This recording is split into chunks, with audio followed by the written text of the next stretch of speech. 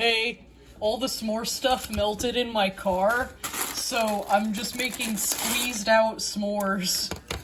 I gotta take my chocolate that's just completely melted, and I'm just gonna snip that, and then just squeeze it out onto the thing.